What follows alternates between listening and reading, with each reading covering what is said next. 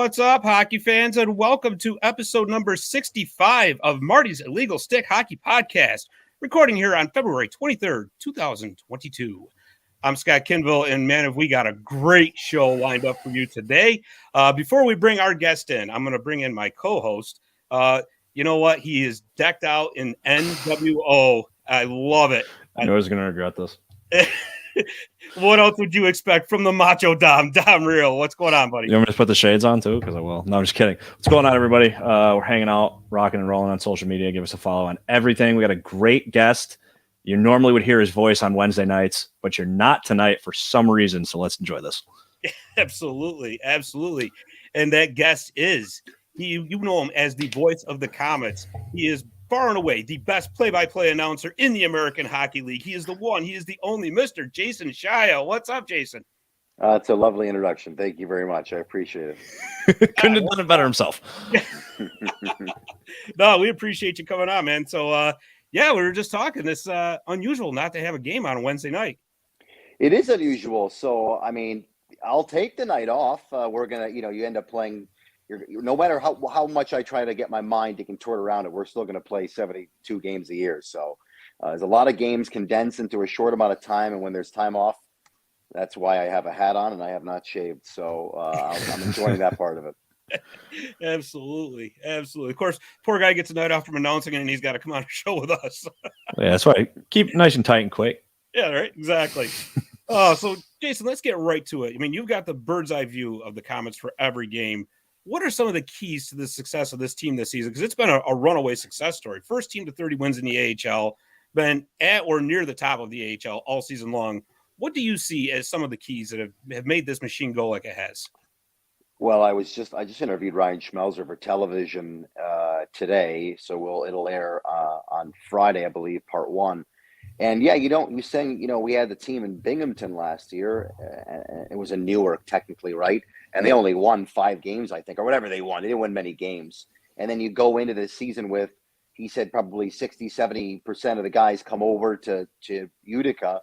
So you really didn't know what to expect. A little bit changeover, obviously a new head coach. But no one knew that they were going to win 13 straight games to start the year or be the first, like you said, team to 30 wins. And it's done with a combination of a lot of things, but I think let's start with the goaltending.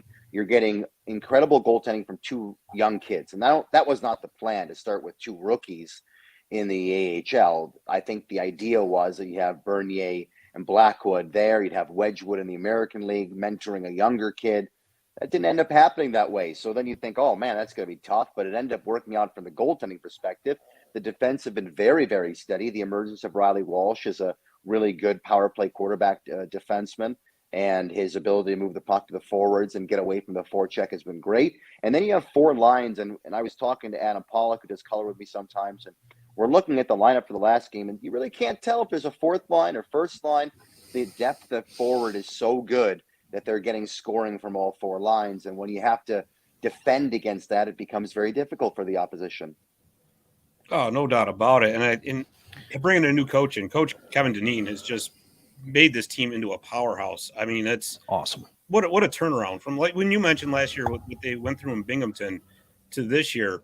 What do you think that some of the things that Coach Dineen has done is, and not just X's and O's? I mean, as far as just bringing a whole new attitude to the team. Yeah, it's a good point. I mean, the team has rallied around the message that he's sending, and every time you have buy-in from your players on a total top to bottom, veterans, rookies, whatever it is, and they're buying into the system, then I think you have something going pretty good. Now, I'm not in the room at all, and I don't really go around that very much, but I'll tell you right now, those guys are bought in, and they're bought into the message that Kevin Dineen is putting into them and in their heads all the time. And you can see it. I say it on the air all the time. A Kevin Dineen coach team plays the same way, whether they're down by 2 or up by 2. They play hard.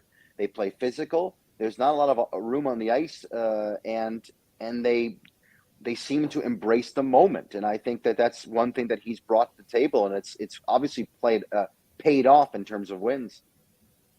Oh, no doubt. There's no doubt about it. I mean, just top to bottom, contributions all across the board. You mentioned Riley Walsh, who has just been a fantastic, I mean, you called it the best, the quarterback that makes the go around, so to speak, right? I mean, Fabian Zetterlund has been unbelievable this year. Third year in the AHL. He's breaking out like crazy now. I mean, this is about 18 goals, 18 assists, I think he has so far. Alexander Holtz in Utica has been as good as advertised.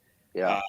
I mean, he spent a little bit of time up in New Jersey. I think maybe coming back to the Comets was very beneficial, obviously, for him to get his feet under him, to get his game going.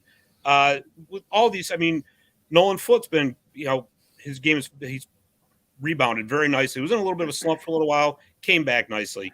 What are some of the unsung heroes on this Comets team, though? One kid I like watching a lot is Graham Clark. I think he's going to be a good young product for this New Jersey Devils organization. He'll play in the NHL. Lots of skill, young kid, right shot. He likes to shoot the puck too. I really like the way he's played the game. Trying to think of the line. You mentioned the Swedes as well. In combination with each other, they've been great. Chase DeLeo is another kid who has led the team in scoring for most of the season until they went weirdly 3 games without a point. But he's been another guy who's driven the engine really, really well when he's been asked to carry some of the offensive load. So, I mean, there are some, and I think one of the most unsung heroes of the team are AJ Greer and Nate Schnarr, 2 big kids. Yes. They play hard. AJ Greer's having an incredible year, and 4 goals in one game, shootout winner the next. There's a lot to like between Schnarr and AJ Greer, and again, it's nice to talk about Zetterlund and Holtz. Why wouldn't you? They've been that good. But then you add these other pieces in who are also scoring and putting up numbers. That's what makes a team very good on a nightly basis. Oh, absolutely. 100%. And you know what? I'm glad you mentioned Chase DeLeo too, because I mean, he's 35 or 36 points, and he's only played in 27 or 28 games. Yeah. So I mean, he's averaging over a point a game, which he's averaging over a point a game. And like I said, he went 3 games without a point, and it was just strange. That's not abnormal for any hockey player to go, but for Chase, who was at one point, I think, if you put up an assist in a game, you're like, oh, he must have had a bad night. He puts up 2 goals and an assist. You're like, okay, that's more like it. That's more normal. That's not normal. That's an anomaly for a player to do that, but he does it consistently, and he's so good offensively. And the one thing about Chase, he's not tall. He's obviously not tall. I think he's listed at 5'10", maybe 5'9", but he's still a physical presence as well. You're not just going to knock him over. Like he'll take the hits, but he'll also dish him out too. So he's an all-around great player. Yeah, and that's really what the Comets calling card has been this year too. Just physicality, gritty, tough. Yeah, absolutely. And I mean, you look at the defense. I mean, you got some big guys out on defense too. Kevin Ball. I mean, here's a guy who's got his own fan club, right? Right. He has his own fan club. Yeah. And I was really cool to watch him be the number 1 star that one game, and the fan club, get down, and they were down by the glass, and he embraced it. He relished the moment. I think that was a very cool moment for him, for the team. Oh, absolutely. And Tyler Wotherspoon back too, which is going to be huge. No doubt. The Comets have a very deep defensive unit. 7 guys now. Masonius went back, so Wotherspoon will step in, and it means you really got to fight for a spot there. I mean, if you're on the defensive side, with a few exceptions, you're not going to have a guarantee to play unless you compete, and that's the best thing about a team like Utica is if you want to be in the lineup, you got to compete for it. Absolutely. So there was a little bit of news today that Merrick Mittens was sent to Adirondack Thunder of the ECHL. There's something that's going to be a permanent thing. I don't quite think so, though. What do you think? Nope, he'll just go play a game and come right back. That's all. Yeah, just get a game under his belt. Well, yeah, because I mean, he's in kind of a tough spot right now because obviously Nico Dawes and Akira Schmidt are eating up most of the starts, and that's a great point. You got to give him some games just to keep him fresh and sharp more than anything else, really. Yep. As we mentioned earlier, Comets are basically running away with the AHL North. But what are some of the teams in that division that you think match up best with the Comets? Well, Toronto is always going to be a tough. I mean, Toronto's a team that I think will. If you play it out on paper, it's Utica and Toronto to finish out the North to see who goes on to the conference finals. That's just on paper. Nothing ever ends up working out like that. But Toronto is a powerhouse team every year because they have deep pockets. They spend money at the American League to win. And so no matter what the year is, they have the ability to win. We saw what they did to the Comets in Toronto, the first team to really, for the most part, kind of, I don't want to say manhandle the Comets. That's unfair, but they played a really good game, and the Comets were not effective in their attack. So that team in Toronto is very scary. Rochester gets a full lineup, and they have Ukko-Pekka Luukkonen in a goal, that's not going to be easier. And, I think, the first round's best of 5, I think. They change the formats every year. I can never remember. But Yeah. you're playing best of 5, and that's scary. I don't care who you go against in best of 5. You score, you win that first game no matter what, and you're in trouble right away. And when panic starts to set in, then anything can happen. So, let's say a player's hurt too, and you don't have one of your key players, and now you only have, 3 or 4 games to kind of get back into it. It's tough. I mean, you got to get out of the first round. Getting out of the starting blocks will be really key. No matter who they go up against, it's going to be tough in a 5-game series. Yeah, no doubt about it. And everybody's going to be gunning for them the second they get there. Well, they are every game. I mean, it doesn't matter. Like, look at Cleveland.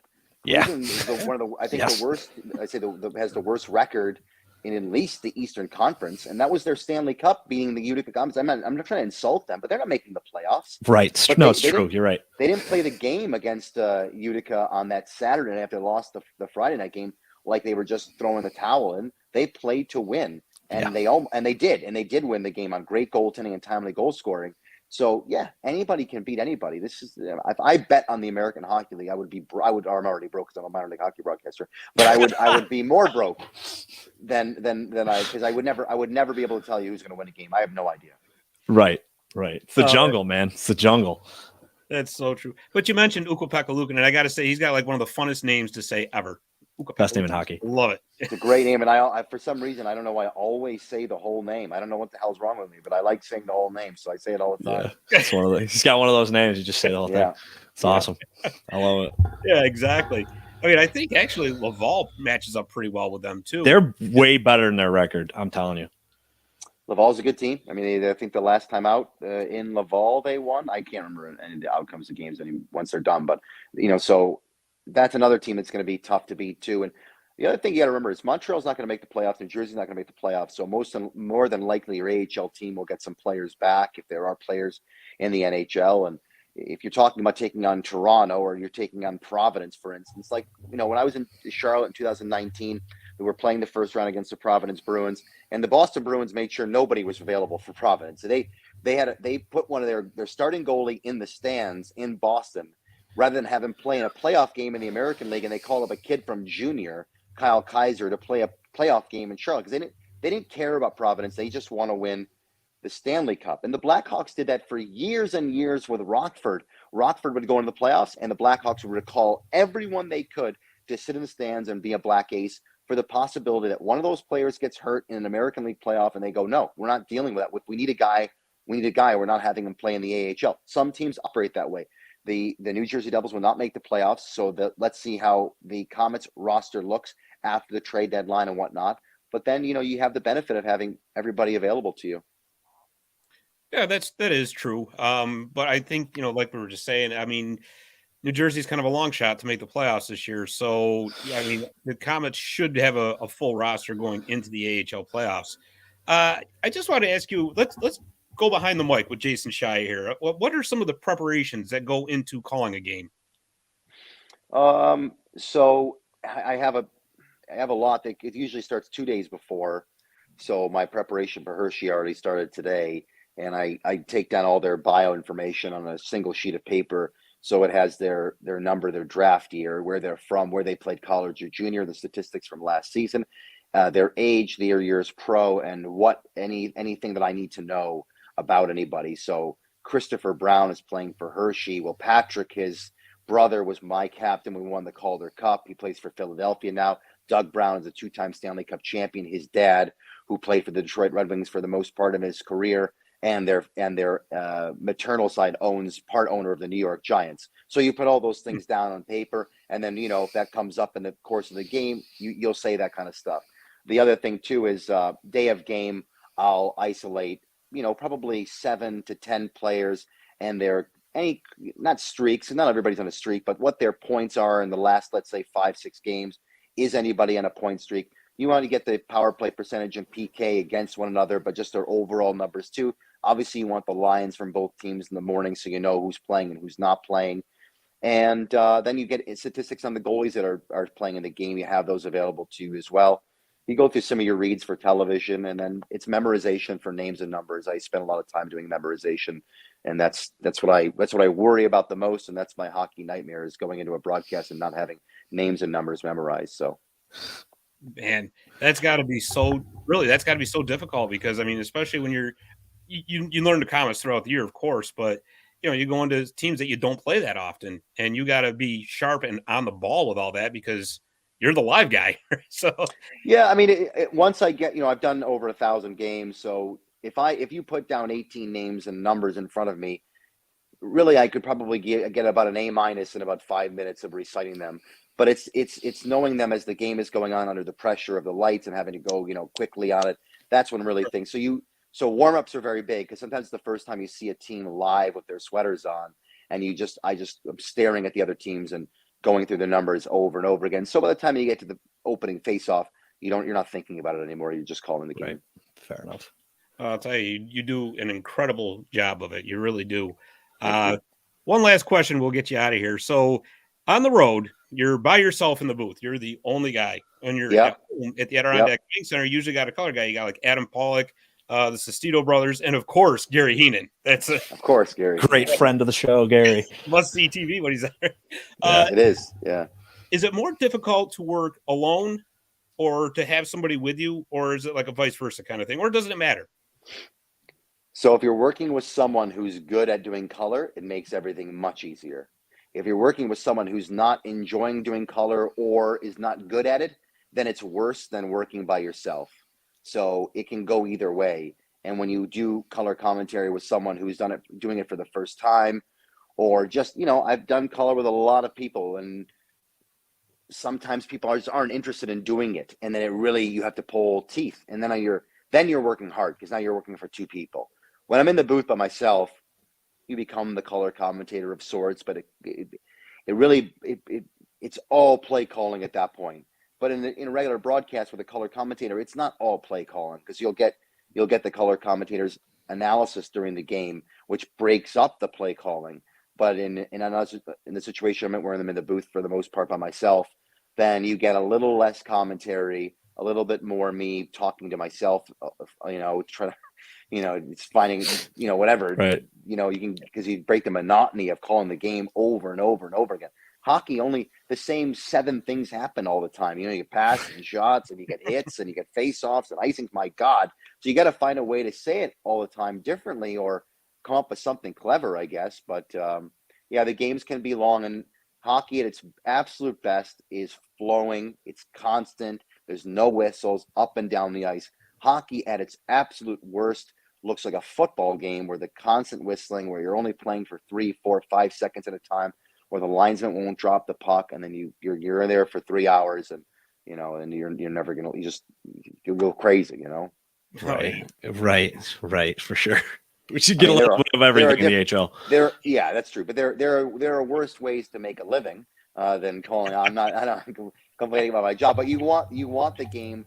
I saw something on Twitter. It said something like, if you had to redo the game and remake the game again, what would you do? And I would remake the game, and I would play the game 4-on-4. Number one, I would play 5-on-5 hockey, and I would also have 2 halves. I would not have 3 periods. And the reason, they're never going to change that. The owners want people going to the concession stands twice, but it's the only sport that tells its fans twice a game, all right, you can go leave for 20 minutes and then you come back. No, this is not a good idea. You want to have a half, and you want to play the hot, play hot, but that will never happen. A little soccer action. I like it. Anything you can do to create much more flow and less whistles, because that's what sells our sport, is the constant back and forth. It's the only sport where I think you can change on the fly, right? You can't change on the fly in the middle of a play in football. You can't do it in basketball without a whistle. You can't do it, but we have the ability you could play 20 minutes without anything stopping, conceivably. Never going to happen, but you could do it. That's what makes our sport great. It's the flow of the game. And when you have the constant whistles and constant stopping of the game, man, it's not fun for anybody. No one's getting anything out of that. Right. Yeah, especially when the linesman takes like 5 minutes. You mentioned that drives me. Yeah, I paid $900 a year to watch the guy not drop the puck. It's awesome. I know. One of my biggest Ben Don Cherry would say this all the time. They always drop it the second time. They throw the guy out the first time, and they're going to drop it the second time. So why don't you drop it the first time? Because of the make-believe rules that they're coming up with on this. Of course, I don't know. They just have to play a part of the game, and it absolutely ruins the game. They should have the damn thing dropped by a drone. Just drop the thing and get out of the way. Like bubble hockey games. Like bubble yes, hockey. Let it pop up. Let it pop up. Just hit a button. Boop. Fine, I'm fine with that. Just let's go. So that's the thing about our game that needs to change. Is what you're doing, right? So, but yeah. Not to drag this out at all, Jason, but I do have a question because I love broadcasts. It's like something I'm a big fan of. Is there anybody in the game now or before that's a broadcaster that you just love to listen to?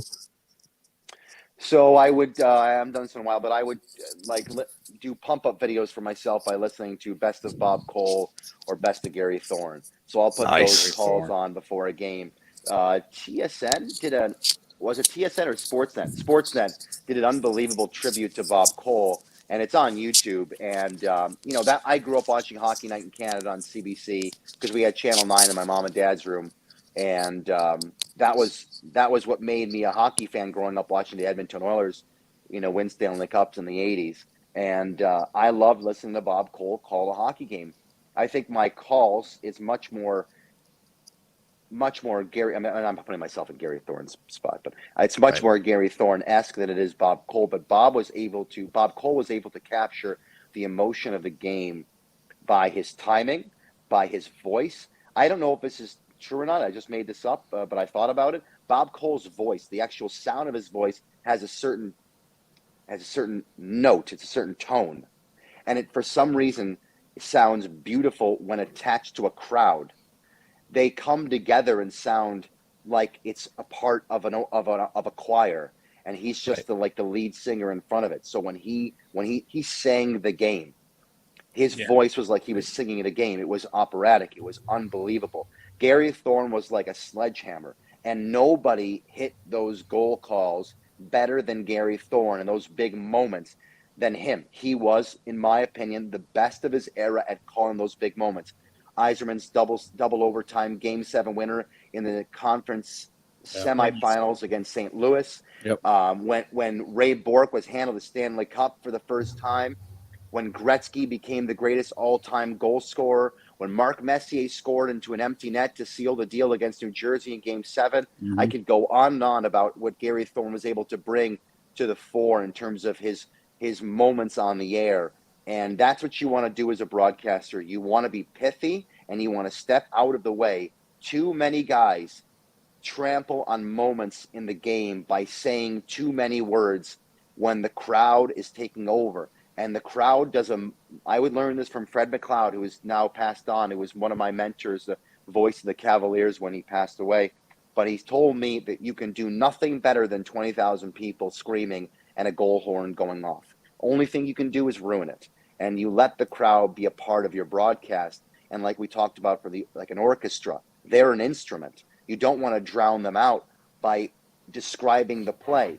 So, my overtime call in the NHL, when I had Doug Hamilton score in overtime, it was Hamilton fires, scores, and then I let the goal horn go off.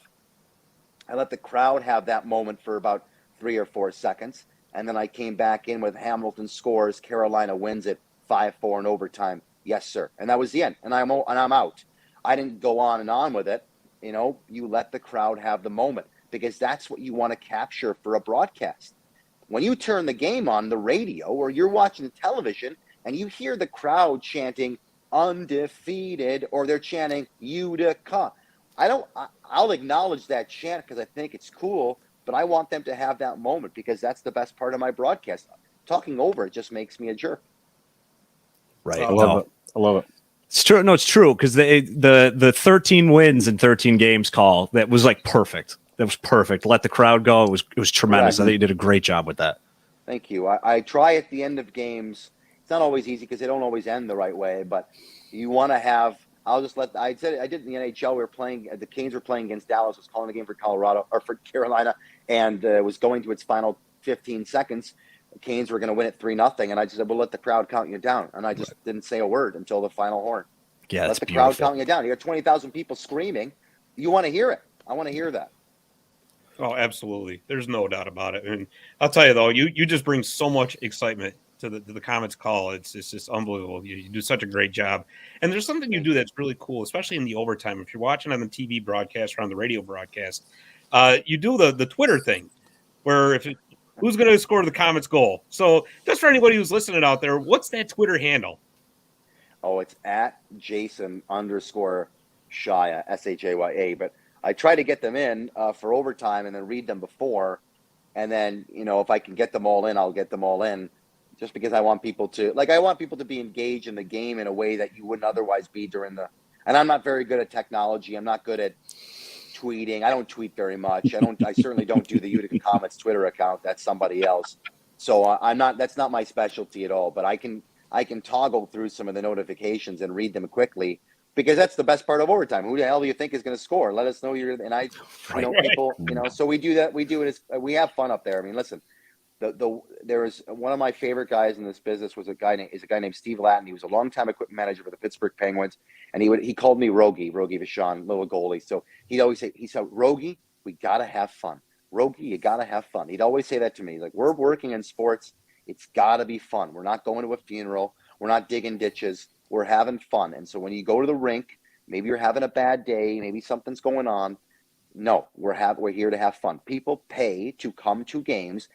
Robert Esch pays me to come to games. So I don't get to complain. I get to call games. Now, I do complain a lot about a lot of stuff, but I keep it to myself for the most part. But yes, we're underneath it all. We're there to have fun. We're there to watch these kids play. They're the game. The spotlight shines on them. And that's what our job is, to make these guys look good. Well, like I said, you do a great job of it. And just looking at some of the comments we're getting in here, I mean, everybody loves the work you do. You've been embraced by the fan base, which is awesome. Oh, good. That's good. I heard there's again, I don't mean to be insulting. I don't know. I don't even have Facebook. So there's Facebook stuff. There might be Twitter stuff. I stay away from all of it. So that's very nice. I didn't know that. I appreciate it. Anytime there's feedback. One guy chirped me on Twitter on my direct messages and said that I was calling the other team's goals with more enthusiasm than our goal calls. And I was absolutely convinced he was listening to the wrong broadcaster. I said, you switch it over. What the hell are you talking about? And then I sent him a goal call of mine going, are you sure? Like, maybe you – and he never responded to me. He didn't respond back and say, well, no, I'm pretty sure you're listening to the wrong broadcaster, man. Right. Yeah, you got to set to the wrong side button. Yeah, you got to set to the other team's broadcaster. Yeah, their fans would say that about me when I call goals against our team. Well, I got to laugh too when you talk about technology, because I have to tell you, Dom gets very aggravated with me because I'm the same way. I don't get aggravated. I was waiting for this to go. Don't get aggravated. I'm still stuck on a Commodore 64, so it's all good. I grew up with technology. It's easier for me. That's it. It's not your fault or mine. That's just how it is. I remember. This is no joke. My dad's been gone since 1997, but I remember when we were younger, probably like 14 at the time, 13 around there. And he said, hey, we should buy a computer for our home. And my brother was he's all about it. We're the same age, my brother, relatively speaking. So I said, this is the stupidest thing I've ever heard in my life. Who the hell's going to have a computer in their house? What do you need a computer for? We have a typewriter. What the hell do you need a computer for? And I didn't see it. So I don't get it. I didn't have a cell phone until I was like 26 years old. Like, why the hell do I need a cell phone? I have a phone. I have an answering machine. Someone needs me, they leave a message. I'm not good at technology. I'm missing all that much. A big step for me too. I love it. Yeah. I love it. And then that's how we, as Drew just said in the comments, complaining about the music in Rochester. Oh, that's bad. The guy, whoever is running that show, that's one of the few buildings that I go, this music sucks. This is bad. It is bad. I don't know. Sometimes you hear, where was I the other day? We were in Toronto, and you'll hear I'm an old school rock and metal guy. So you hear some like deep cut Metallica stuff, not Enter Sandman for God's sakes, but you'll hear some stuff from Ride the Lightning. You're like, oh, I want to meet the person. Somebody played Tool, I think 46 and 2, like, okay, all right. I suddenly I'm into the game again because you some music, right. But I don't want to hear it. And in our building, Gina was playing Whitesnake. She was playing Still of the Night. Like, man, if I could do the music every game, I'd be so much more interested during the whistles. Maybe I wouldn't complain about the whistles so much if the music was better. Are you talking about our building? More responsibilities. Our building's okay. I don't have a problem with our building. We play some really good stuff, but some of the other buildings, it's just absolutely horrible. Oh boy! See, that explains the goal calls. Why the guy thought you were getting jacked up for the other team's goal calls. You were liking the music. Maybe you're right about that. That's a good point. Oh man! Well, listen, Jason, we appreciate you coming on the show tonight. This has been a lot of fun, man. Thank you. Anytime. And just keep up the great work with the calls for the Comets and everything else, man. It's been fantastic this year. And you know what? You're welcome to come back anytime you want. So you let me know. I appreciate it, guys. All right. Well, appreciate it a lot. Thank you. Appreciate it. Take care. I see how to get out of this thing. What do I do? Oh, I got it. It says there you go. I'm gonna hit that one. All right. See you guys. Take care, buddy. Thank you. Oh, that was Jason Shaya, voice of the Comets. That was awesome. That's great, man. He's a cool dude, laid back. Absolutely. Yeah. As expected, because of the way he calls the game, you'd assume he'd be a laid back guy. So right. Yeah. Oh, no doubt. I mean, he does. He brings so much excitement to the game. I mean, it's, I didn't have a chance because I didn't want to keep him all night. But my favorite thing he's ever done. I think it was a conference playoff weekend. I think they were in like Cleveland or something. And he's like, just beat the who's Kansas City's football team? Well, it doesn't matter. It was awesome. Oh, that was the best. Because awesome. That's the thing I've noticed. I've like Berkey was awesome, right? Brendan Burke was awesome. Right. But the thing that we got with Joe Roberts and now with Jason is like they're just fans like us, man. You know what I mean? Right. And they just do a great job calling the game. It's like tremendous. Like it's so enjoyable. Right. Well, and that's the whole thing because there are some announcers out there that are like, very almost like monotone. Yes, very dry. Yes. There's no excitement. Right, their own little tunnel, right? And I can't think. There's one that I can't think of the name. I think it's on. Is it TNT? Is it TNT broadcast? No, because that's all NBC Sport guys. But there's one that I just cannot get into. I'm like, Jack Edwards. It's the Buffalo Sabres announcer. Rick Jenner. How dare you? Oh, he is like. I'm like, is this guy like? I don't know. And here he goes with the puck. That's not. No, you got to put more. Here he goes with the puck. You got to get more of that in there. I mean, it's like I'm going to sleep and I'm watching hockey. I'm not a fan of him, but he's got some of my favorite calls ever because they're just so ridiculous. Yeah, no, right. There are. Yes, these guys are good. Scary good. Or no, the best one. Then the Sabres were terrible, which they've always been. Not always, but for a while. But when they had two good guys, they had Thomas Vanek and Jason Pominville. Yes. Gold City population Pominville. Awesome. It was awesome. Or the Mayday call obviously is great. He's had some good ones. Yeah, he's had some good ones. But he's just he's just so like wow, like pick it up. And he's I have a lot of friends that are Sabres fans, and I know for a fact there's a few of them that listen to the show, and they're ripping their hair out right now. Kanzi is he's if he's listening on his phone, he just threw it out the window coming into Buffalo. There's no doubt about it. But I understand part of the love people have for him because he's been there forever. Right. Like I get it. Yeah. Like when Sam goes, I'm gonna be heartbroken. I know there's people that hate him. I love him. I love him. I mean, when he goes, I'm gonna be heartbroken. I mean, I miss Al Troutwig.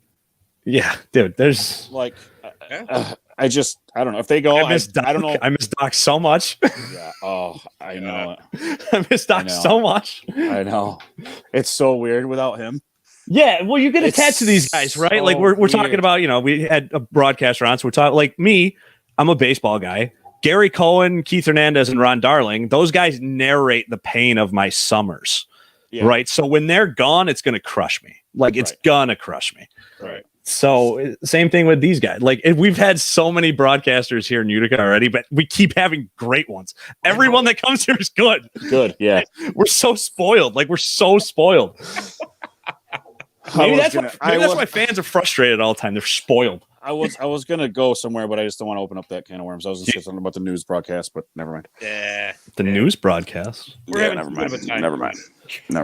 Oh man, I don't know where you're going with that, but. What can you do? Mike Lang in the comments too. He was another one. Oh, Mike Lang.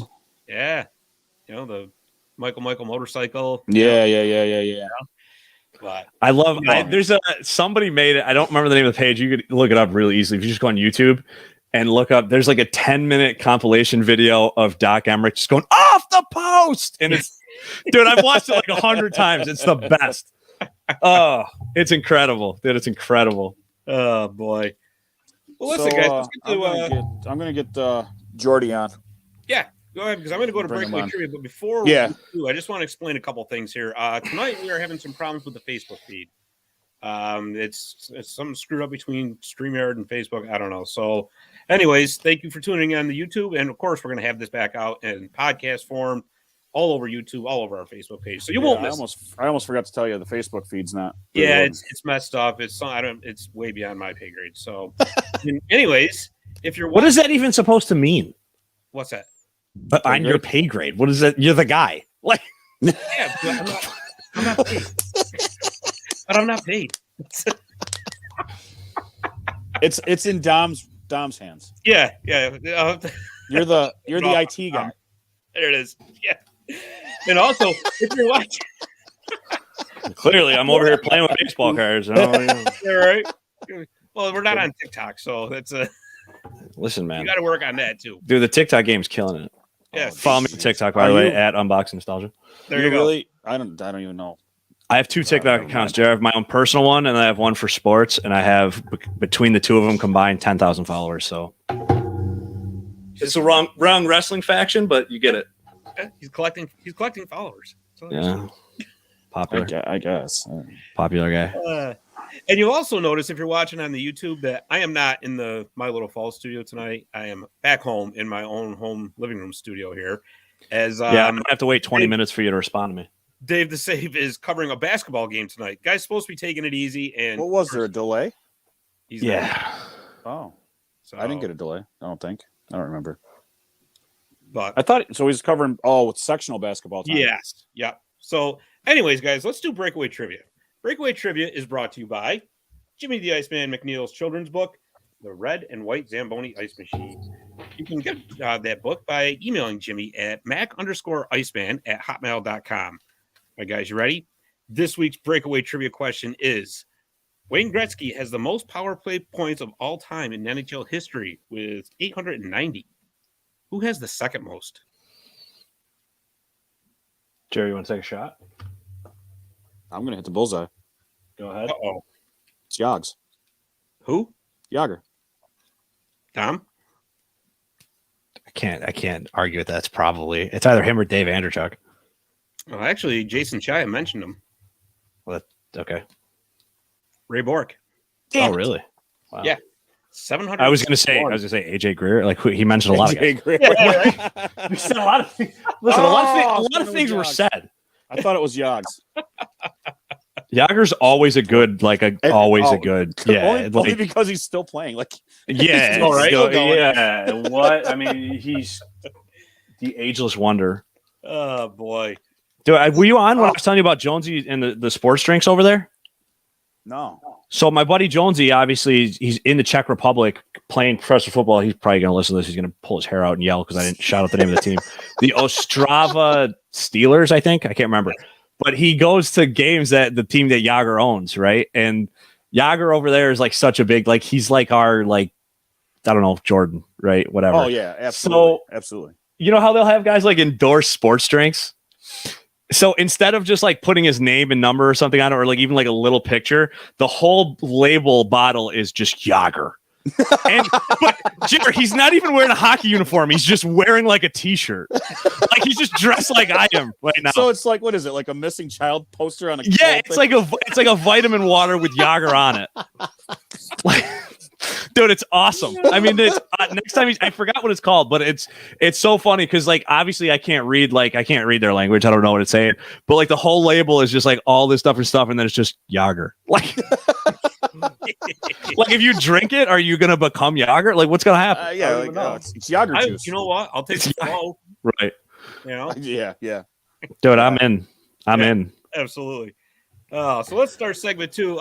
We got a special guest joining us for segment 2. Jeremy, bring him in. Yeah, long time listener, long time fan, big sports guy.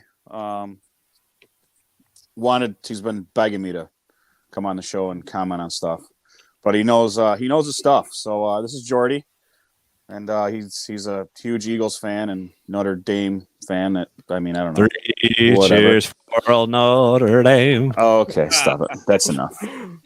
I have no burst into investment. flames if you continue that. I have no investment in college sports, so anything that's going to upset Jer, I'm in. Of course you will. Fighting Irish, baby. Let's go. You know what? Buckeyes. If he's very upset already, he's in. That's it. I don't like you anymore, Dom. Well, that's. Oh, babe, you don't mean that.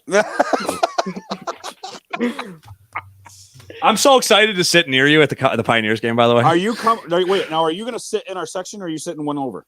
we're 102 is where our seats are, so I'll be right there. Oh yeah, We're I think Steve said we're. I'm section 102, row E. Oh, so you're in our row, like just in the other section. Yes, perfect. And we have 5 seats, so we'll be the herd light. Oh, you'll be in the herd. Yeah, you're going to be in the. You're going to be like a part of the like break off branch of the herd in the other section. Get the we're the herd adjacent. I mean, those guys. Let me tell you. I mean, Jordan was there last night. Scotty was there last night. Jordan's been to a few other games, and I mean, you guys. It's insane sitting with these guys, and for these guys to literally rattle a team so early and get in their heads, no team stands a chance. Like we had a kid last night, Lebanon Valley kid. Puck didn't even drop yet. He's sitting on the boards, and he looked up, and his eyes only got wider. And I mean, these kids do their research. All right, they research everything possible. You know, they'll research the win percentage and just keep flashing it on a cell phone through the glass, showing each players are coming off the ice. I mean, they're just on them from warm-ups to when they get off the ice. And man, that's so heavy. It's brutal. That's what I said to Jackson when I was talking to Jackson Rotowski. I was talking to him today. I was like, "Oh, that's good. So whoever wins tonight is like, oh, congratulations, you get to go get yelled at in Utica Saturday." Well, the rumor has it that when we played Manhattanville, we had a little scrum. Everybody knows about the scrum where players got thrown out and everything else. Well, I guess the referees came over to the bench and the referees asked the head coaches, you know, what do you want to do here? And the Manhattanville coach said, and I can't quote it, I don't know if it was exact, but somewhere along the lines of, we just want to get out of here. And it wasn't because of the score. The game was already in hand. It was because of the herd that was sitting behind him. And the herd, if you're listening, doing a hell of a job. Keep it up. We got speaking of, Chatham's up 2-0. Oh, wow. Mm-hmm. I can't believe that's. I mean, I would rather in the second. I would rather see Naz only because they're a little bit more of a rival, and we kind of play heavy against that, them. Jared? Why do you think that is? Oh, I don't know. I don't know. I'm not. What I said, I'm not going to leave. It doesn't leave the group chat from earlier, but you saw it. I hate to. Dude, just the gloves are off, man. Shout out, bud. Yeah. You're the kid. I know you listen to the show. You know what I'm talking about. Actually, Daniel Fontana just sent in an update. It's update is Wilkes is up 4, Manhattanville and Chatham up 3. Wow, Chatham just scored again. Yeah. They scored 8 seconds ago. God. But I'll tell you what, guys, since we're on this topic, why don't we talk about both the men's and the women's? Get those goals out. Get them out now. They were yeah. They were both lights out in their first game of Tuesday night. The ladies won 4-0 against Alverna University. You know, they put 20 shots on goal in the first period. They ended up with 60. Yeah, thanks for coming. Angela Hawthorne with the shutout. I mean, you know, obviously the men get a lot of attention because they're number 2 in the country and they are just a fantastic team. People, you got to realize just how good the women are too. I think the women have been good for a while. Like, I mean, you know, they've had their stints here and there. It's really, I don't want to say sad, but it's really unfair to say that, you know, they're forgotten, but they shouldn't be, because it's good hockey. It's a different brand of hockey, and it's good brand of hockey. I've seen a handful of games, and it's, you know, it's the women's rules of there's not supposed to be hitting, but the positional play that these women play and the way that they play it, it's unbelievable. And the way that the Utica women play, it's a good hockey game. I mean, 60 shots. I mean, men's teams don't even do that. No.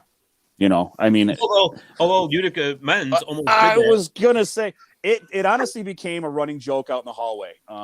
the Utica women were there, obviously doing their 50-50 thing and everything else. And, the running joke was, I go, so now since this game's in hand, what do you think? Do you think they're going to beat your shot total for the night? And, the women joked around and said, we don't know, but at least we got them in something.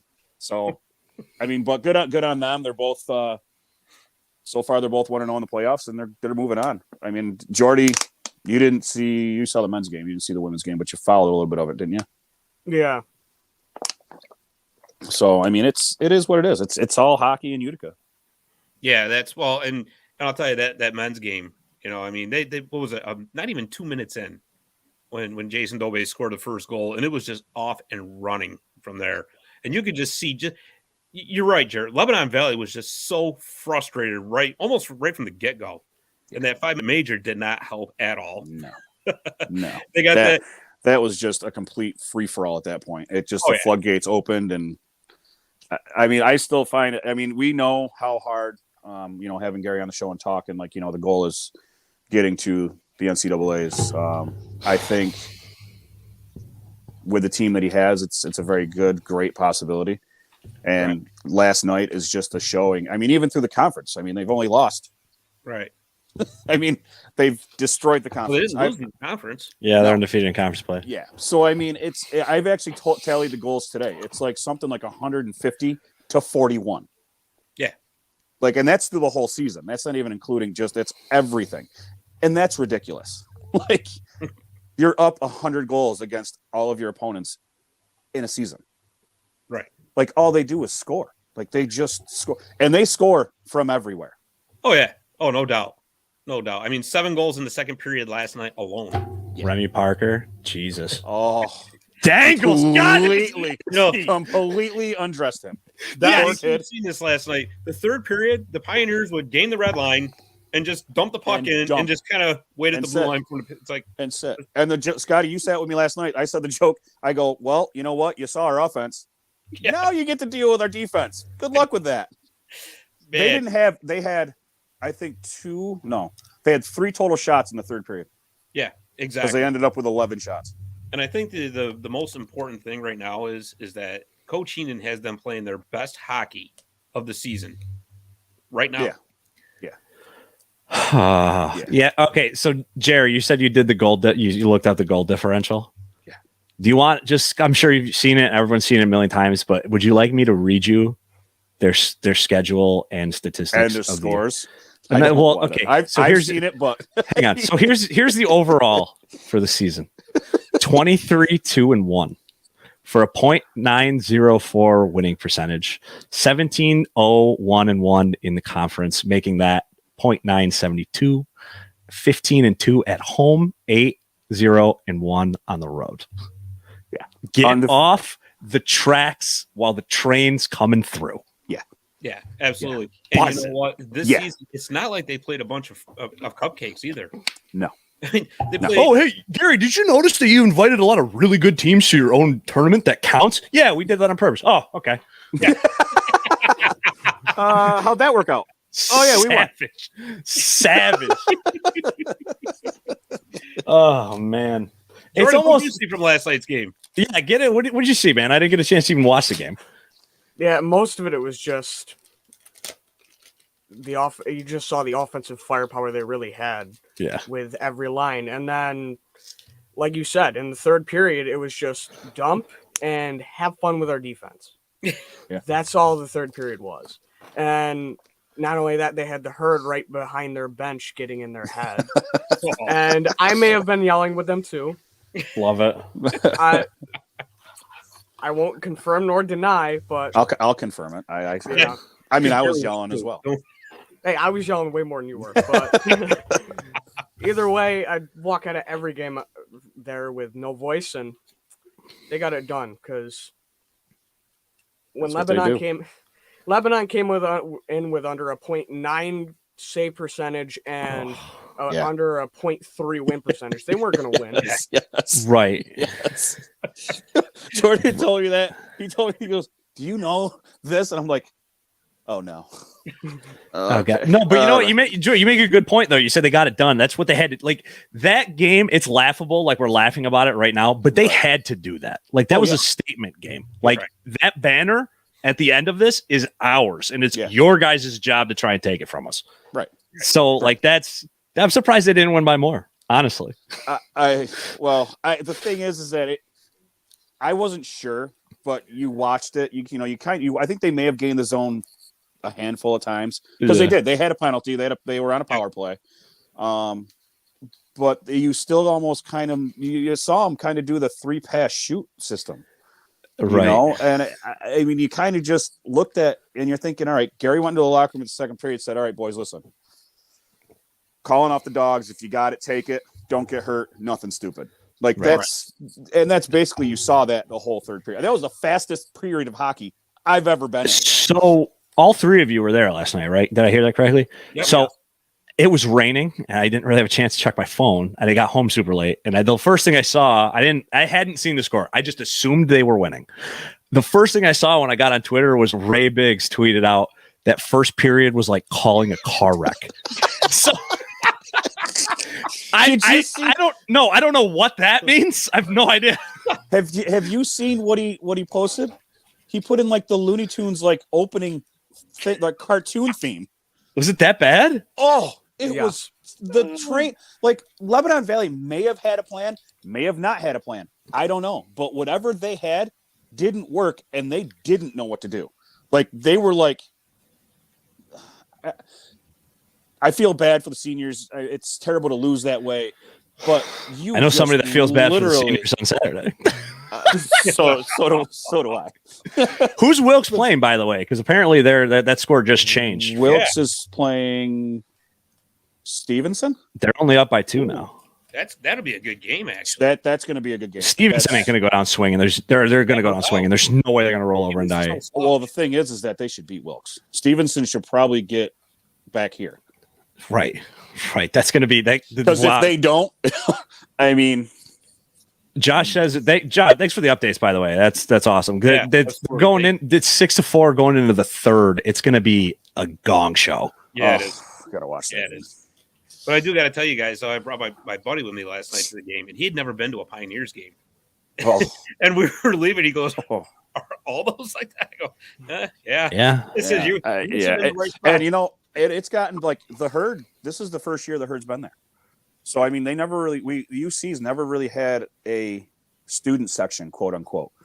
And now with the student section, right behind the visitors bench. I mean, I think they kind of they gravitated there. One game they sat, and all of a sudden I just looked over and the whole entire Herd was next to me. And I'm going, this is going to be interesting.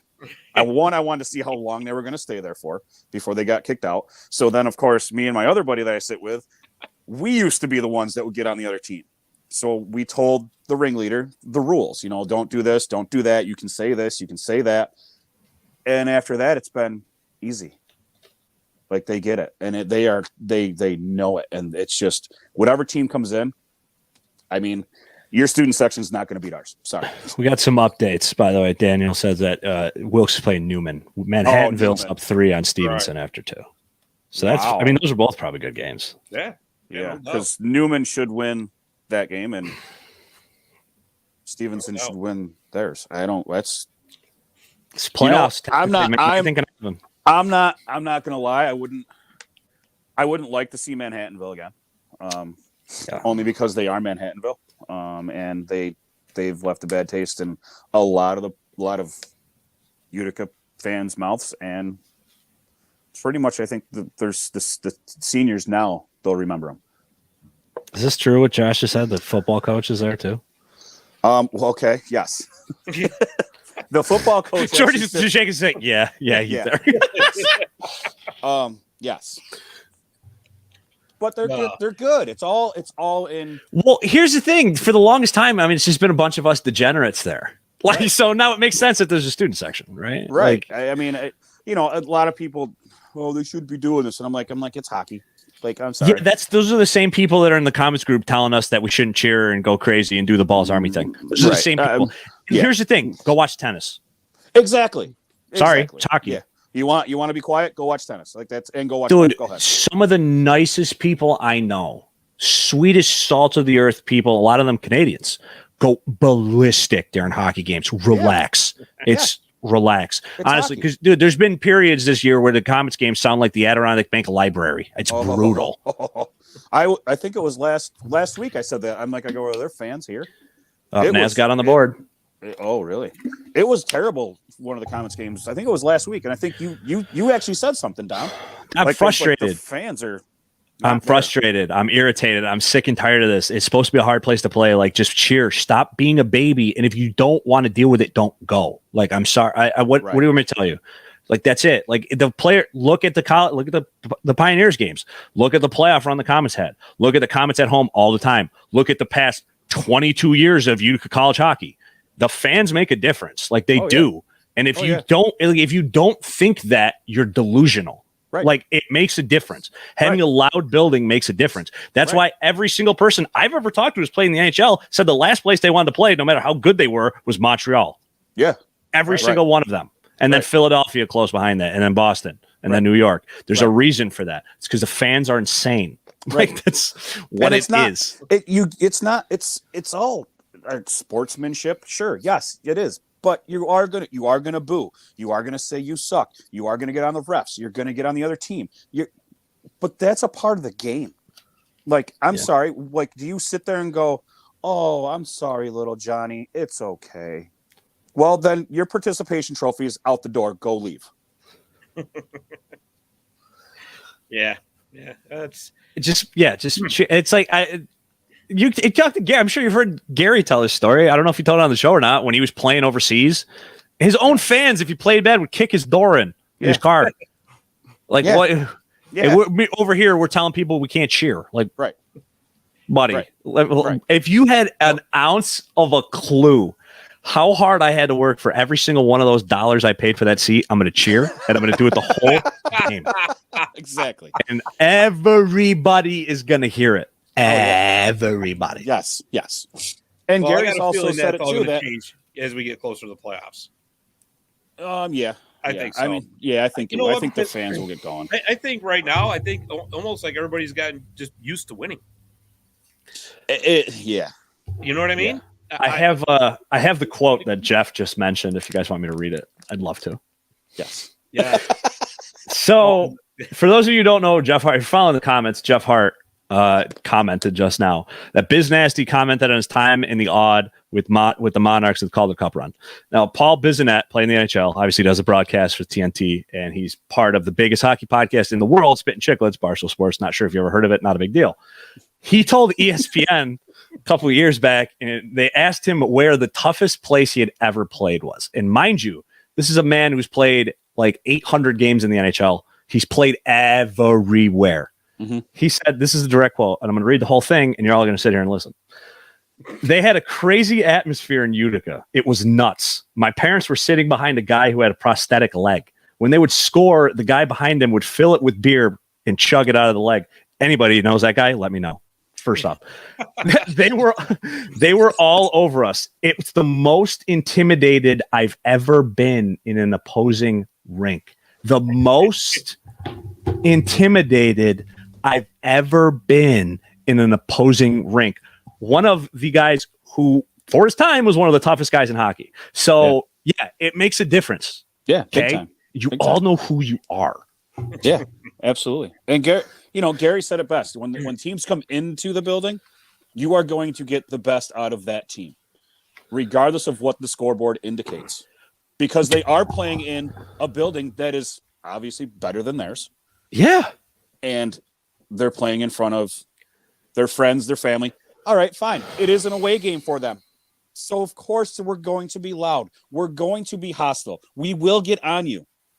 Suck it up, play the game, lose, and leave. That's it.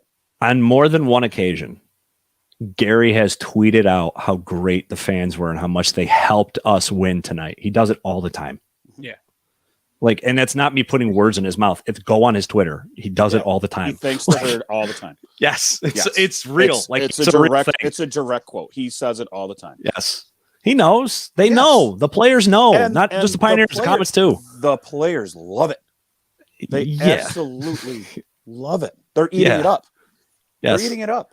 Yeah, what do you think? When Fabian Zetterlund scores and he jumps off the boards, what do you think he's doing it for fun? No, he's doing it because the crowd's going crazy. What do you think this is? Like, what do you think this is? It's tennis. They're starting to cheer at golf tournaments now. Just deal with it. It's the way it is. Yeah, but Abby Gilmore started that. Let's be honest, okay? Dude, the Wasted Management Open looks so much fun. Have you not seen this, Jer? I have not. You're not a golf guy, are you? Not really. So the Waste Management Open in Phoenix, Arizona. Well, it's outside. I think it's outside, but wherever it is. It's in Arizona. I got a roommate from college that lives out there now. So they've started calling it the Wasted Management Open because it just turns into this big party, and they started letting like everybody like cheer and go nuts and stuff. It's awesome. That actually sounds like fun. I know. It's electric. Like Jeff said, it's great for recruiting. Yeah. Crazy fans. Yeah. All these crazy screaming adults. It's awesome for recruiting.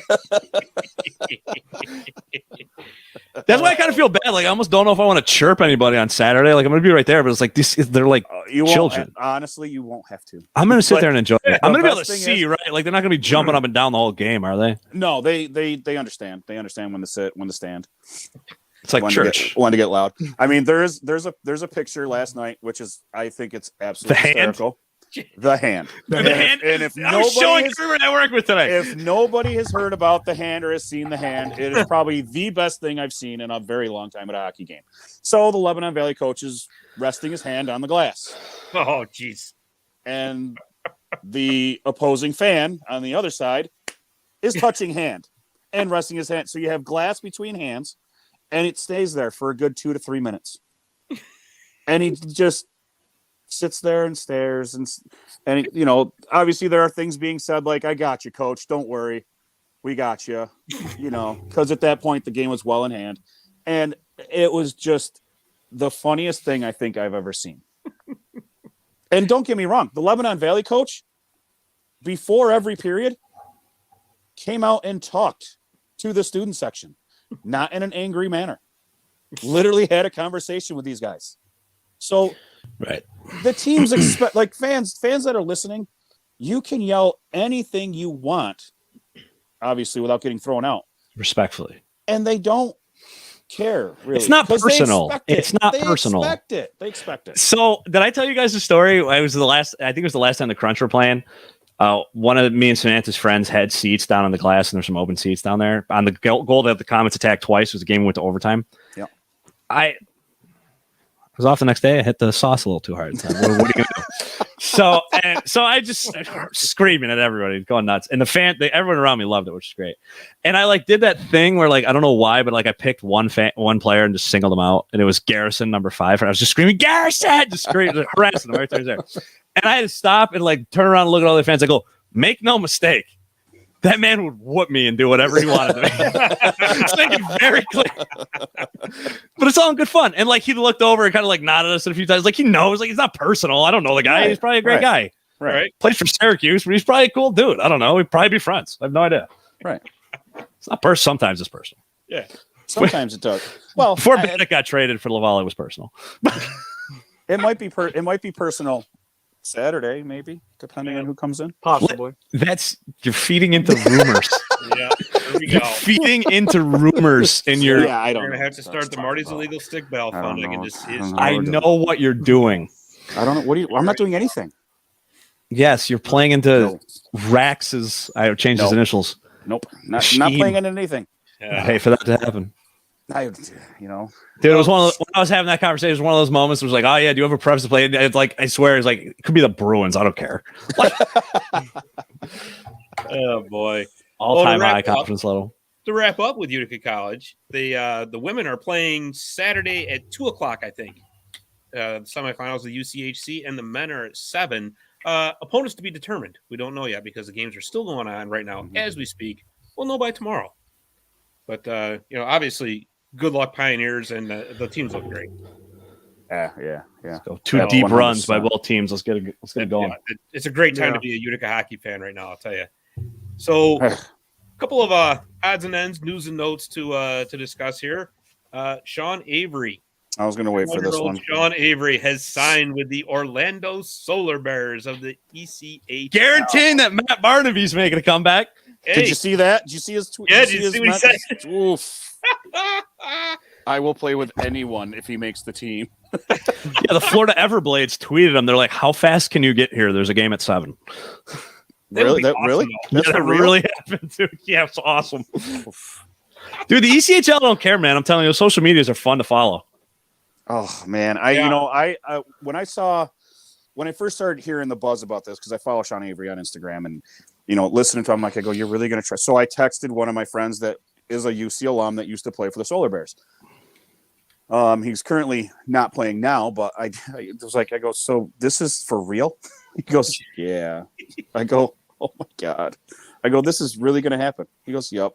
I go, It's like professional wrestling. They're just going to bring everybody back. Yeah. I go, "That's incredible that this is really happening right now." Bro, they're going to sell so many tickets. Oh, they're Well, they will. guaranteed they're sold out. No doubt Guaranteed about they're it. sold out. But now here's the thing: how far does he go? Will he get called up? I don't know. I don't Oh know. my God, I didn't even think of that. No. Yeah, think about that. Seriously. Think about it. I mean, if you get some AHL teams in a pinch, right? Especially come March, April, there's going to Come be playoff. players Wait, now called up here's to their NHL teams. you get an AHL team, right? That goes to the playoffs. Can't they expand their roster from their ECHL team? There Why is no not? roster limits in the AHL anyway. So So why not bring in Sean Avery? could you? Dude, Why not? Now that you say that, now we'll probably see Sean Avery at the Adirondack Bank Center in like May or something. Just saying.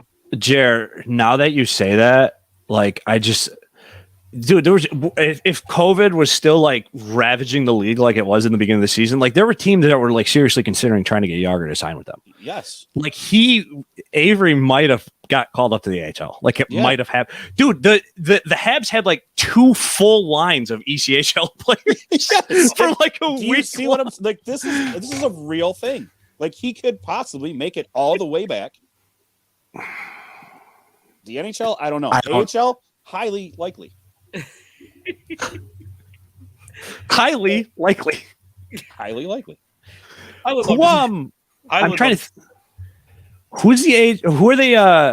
They're don't the know. Lightning organization, aren't they? I don't believe know. so. Yeah, they're the Lightning's organization. Oh, dude. Oh my God. Syracuse. Oh my! Dude, what if you? Hey, listen. Guess who could have been in the stands for scouting him? Good friend of the show. Doesn't particularly care for Sean Avery, if you know who I'm talking about. I know Mark exactly, Mr. Mark Mowers. does not care for him. No, Oh, does not. Every time you ask him about it, his face is gold. This is getting better and better. When I remember asking about it, he just went, "Oh my God." Scott, have you seen that clip? Or you, Jordan? Either of you guys seen this clip? Mark Mowers when he was working for Nesson. Has no one ever seen this? Yes, Yeah. yes. And he's like, he calls him like a rat or something. Yeah. Yeah. Yes. Like a circus act. It's awesome. Yes. Like, oh man, it's boy. electric. He literally goes, "You don't like that guy." I go, "I mean, I don't know him. I liked him as a player when he was on my team." Yeah. You don't. What do you want me to say? What do you want me to lie? I don't. Oh, jeez. Sean Avery. Sean Avery to Syracuse Crunch. Let's go. Man, oh man, unbelievable, isn't it? Who on the comments does he match up with? It's got to be Greer, right? Oh man, is that a fun matchup? Or Patty McGrath. I was going to go with McGrath, but Yeah. I think I don't know. Dude, he's going to be so lost out there because a lot of rules have changed since he's played. Oh yeah. Like you can't do that stage that the stage fighting crap where you spin your house. You can't do that no more. No. Oh. Okay, so maybe he doesn't make it back to the AHL. We'll see. Dude, I hope he does. I hope he does. Jesus. I hope he does. I hope he does. What's his name? The guy that owns Syracuse or runs Syracuse, Dongle or whatever. He's such a nutbag. He's going to try to get him to get called up just to sell tickets. That guy's so nuts. Yeah. Why? I mean, dude, he treats that team like it's Monday Night Raw. You don't care. and guess who we have a series coming up with soon? Daddy. Yeah. Dude.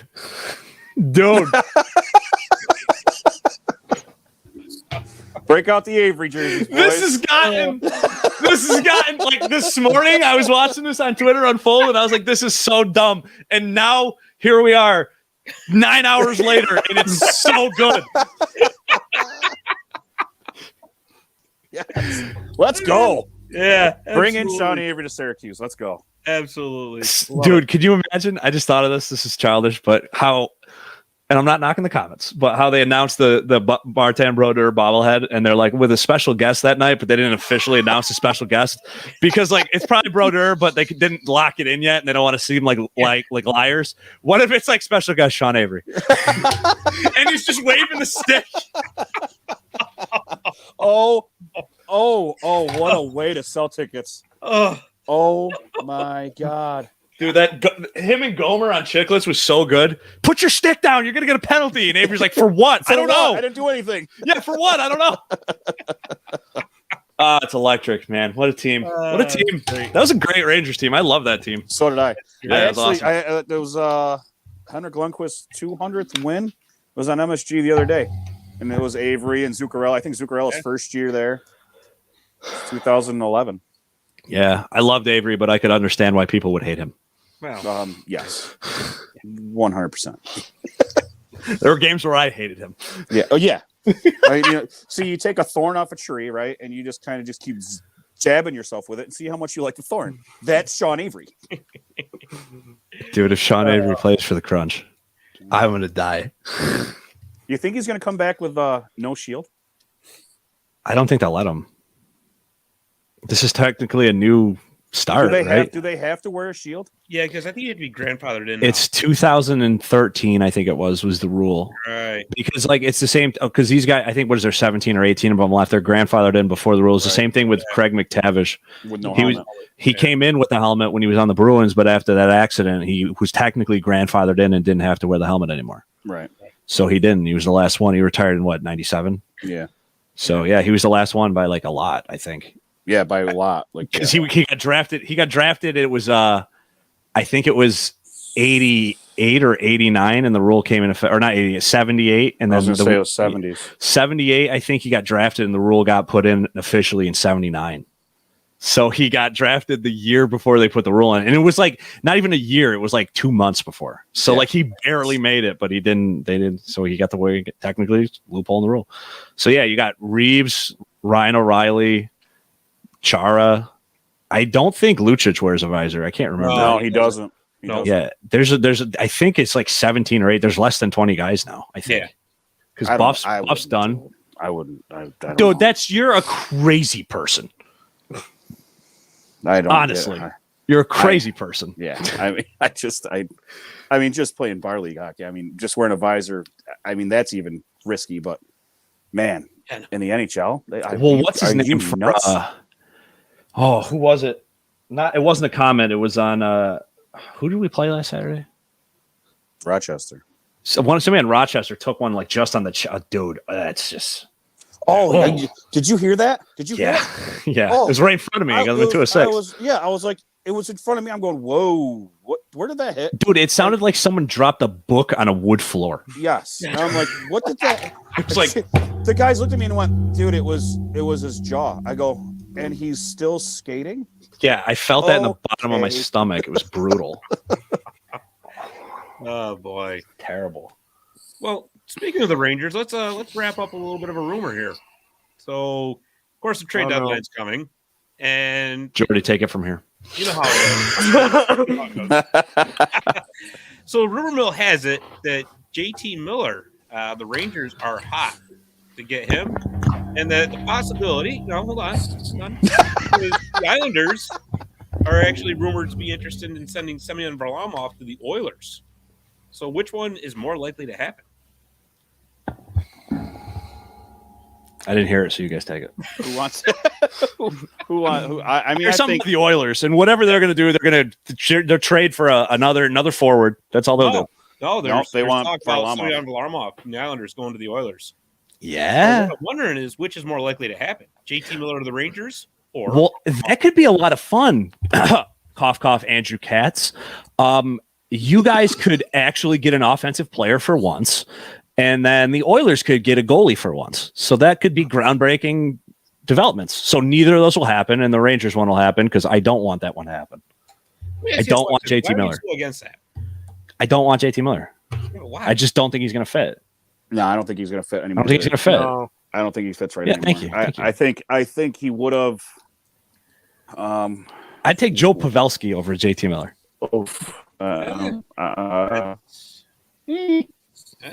Maybe I don't. But like you said, he just doesn't fit anymore. Exactly. I mean, the grit. I mean, yeah, they don't need really any more grit. They don't need it. No, I mean, you don't need any more grit. You just don't need it. I mean, yes. Secondary scoring though. we need first scoring. What are you talking about? We need primary scoring. I mean, right now he's scoring in Vancouver. Right. Now you're gonna put him in New York, where he's going to be. What is he? Is he a? Well, maybe. Stromer. It could be a second line center. Here's the thing with Strome, though. Anybody can put up numbers playing with Artemi Panarin. What I've been saying this whole time. Yeah. But now, so, are you going to say JT Miller can play with Artemi Panarin? We don't know that. I don't think so. It's a completely different play style. JT Miller's grind. Stromer's he got finesse, and I don't think Miller would like to play with Panarin just because of the finesse look he has. I also would Panarin's not a shooter at the moment. All he does I also like to point out they both play on the left side. Not that it matters, but they both play on the left side. But don't you think Panarin would love to have somebody create some room out there for him? Not that he needs somebody to, but it would be nice to have somebody out there that's going to create some room. It would be nice, but again, he's just all passing. Even when he has an open shot, he passes. I'm telling you, like when he's in scoring mode, unbelievable. But the way he passes the puck is incredible. Oh yeah, it's beautiful. His hands are. He makes guys look stupid. Like he makes passes that don't make any sense. No, the real issue is they need someone who's going to score. Philip Hedl is not. He's not a center. He's a winger. So not only do we need a second line center, we need a third line center. Right. Dude, it's driving me nuts, man. It's crazy. But with that being said, to drop Strome down to the third line, then could do that. Yeah, because the Rangers have been playing. They've been doing what they're doing this year. Does anyone know the record? Jordy, do you know our record off the top of the head? No. Okay. Either way, I think 32 games. I think they've won. They've done it with 3 lines. That third line is non-existent. And. Shesterkin. Yeah. And they got $6 million a year sitting on the fourth line for some reason in Barclay Goodrow. Yeah. So with Ryan Reeves, that line makes no sense, but it's like the best line on the team. Well, here's the other problem. If you do sign JT, what are you going to do with Sammy Blais when he gets healthy? Is he going to come back this year, though? They said maybe playoffs. Maybe, but I mean that's the there thing. You go. From on LTIR until the playoffs, and you worry about it next year. What other room? And now Vegas is doing it. Yeah, exactly. Good. Listen, if it's in the rules, like I was mad about it at first, but if it's a rule, I mean, absolutely. If it's a rule, no doubt about it. And then all these Sabres fans that I know personally that listen to this show, everybody was like, "Oh, Alex Tuck's doing and stuff, scores so many points," and then Jack scores 2 goals. Yeah, how'd that work? You know what? Jack's back for a second, because I'm going to tell you something. Regardless, Buffalo did excellent in that trade. Oh, they won that trade. Oh, they won the trade, yeah. For sure. They got Eichel out of town. Eichel, you know what? It wasn't just this season. You could just kind of see the slow burn that Eichel wanted out of there. Yeah, right? It was wants to be there. Toxic, dude. Not a good matchup. He is fully captain material, and you guys have all seen Peyton Krebs just like I have. He's a stud. In person. Kid grinds. For real. Yeah. Yeah. Not to mention the first won that round trade. pick that got out of the deal. Believe me, Buffalo did very well. Yeah. And the only way that they can sit there and say Jack Eichel this, Jack Eichel that is if Jack Eichel wins a cup in Vegas. Because if he doesn't, Buffalo wins this trade in a steal. Oh yeah. Well, that's the thing, right, Scotty? Each team made out in that trade differently, right? Vegas made out in that trade for the sake of like the right now. Buffalo made out better long term. Yeah, yes. Yeah, absolutely. Which is what you want to see. And like I just myself personally find it funny how they were trying. All these people were saying how bad Jack is, and then he's Jack Eichel when he's healthy is like top 6 players in the league. Right. Like, what do you? Right. You can't go from loving the guy to saying he's right and now we get traded, so you hate him. It just doesn't. Yeah. No, it doesn't work that way. I can't stand that. That being said, I don't want JT Miller back. Okay. That being said, JT Miller can rot in Vancouver. I don't care. Be Jacob Chikrin. I don't care. It's either going to be him or Besser that gets traded out of Vancouver. But and just to go back to the Varlamov thing, I think Varlamov to Edmonton makes sense like incredible. Oh, They yeah, need yeah, they that. need Really. they need the goalie. They need that. Bad. Big But time. I also want it not to happen because I'm really enjoying our friend Scott Matlick calling Ken Holland an idiot on Twitter. It's a lot of fun. Well, It's listen, a lot of fun it to depends on watch. what they have to give up to get him, though. There's always Evander that. Kane? There's always Oh, that. God. So, No, if you can make that work, you got to make that work. Varlamov is solid. Yeah, he is.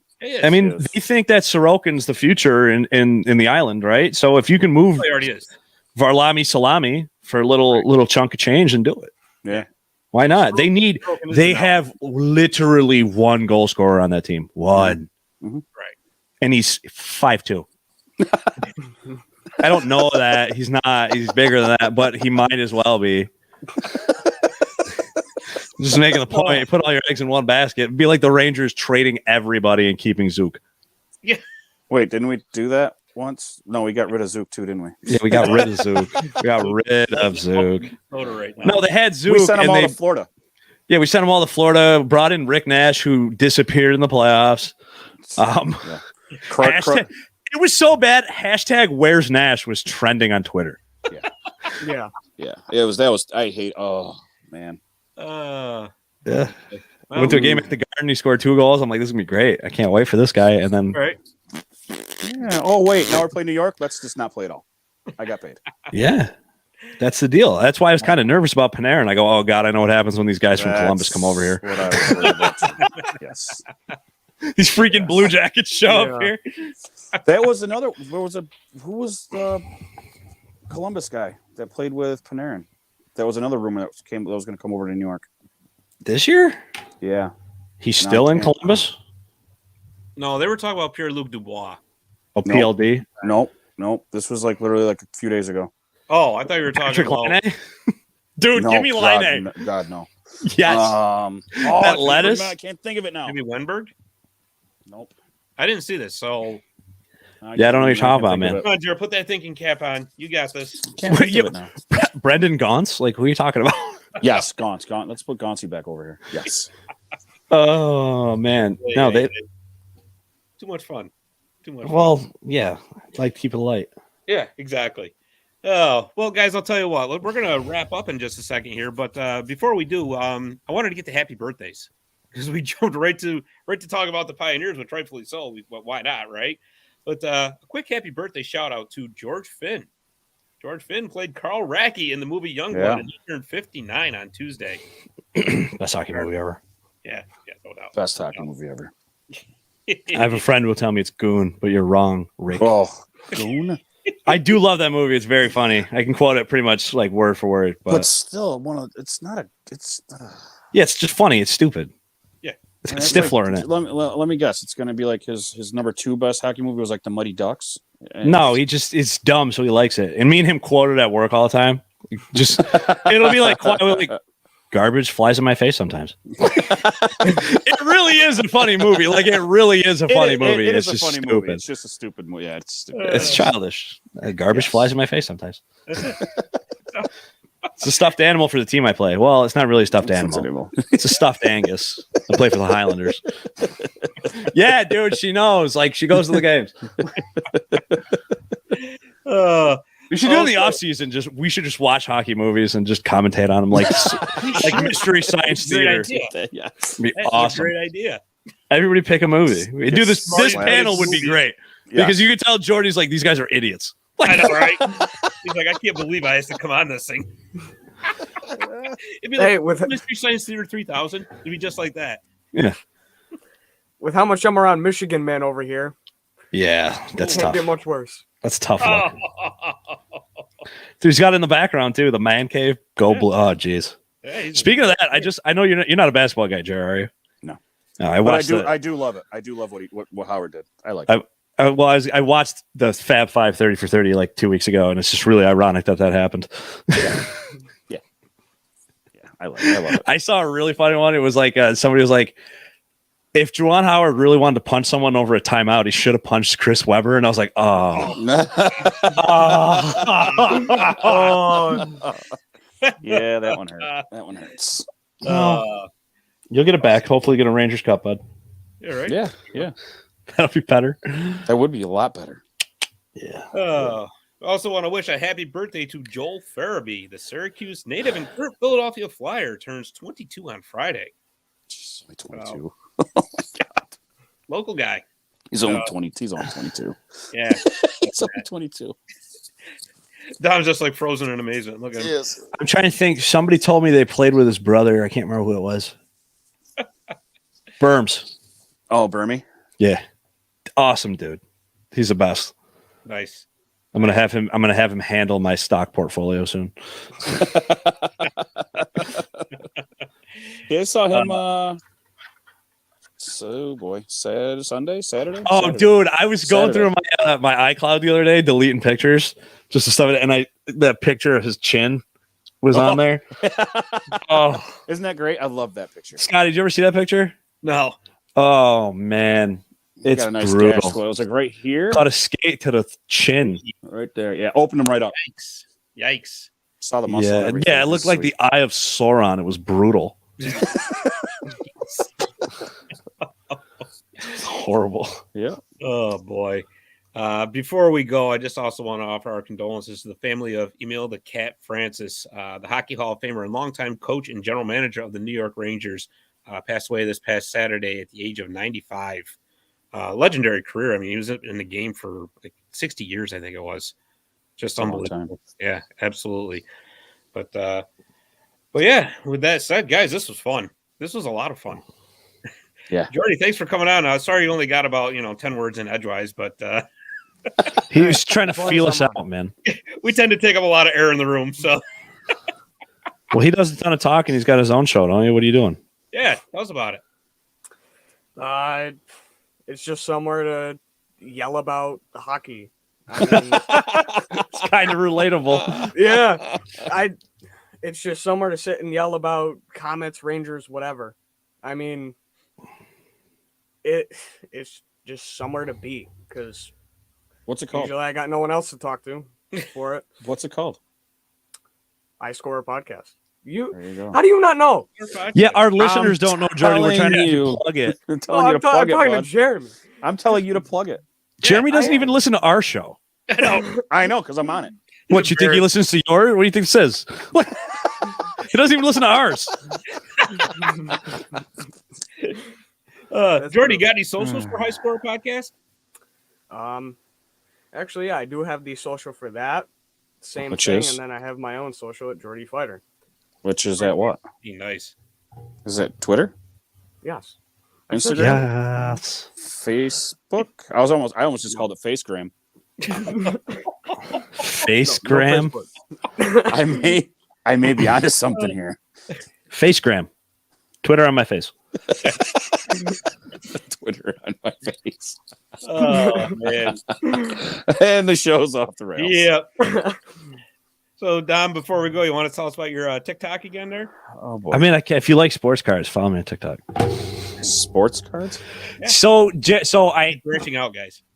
I have two TikTok accounts, right, Jared? I have one for myself, and then I have another one that I made specifically for my dad. Had a box full of all his old baseball cards, and then mine when I was a kid. And then I got like Pokemon cards, like everything, every trading card I've ever had.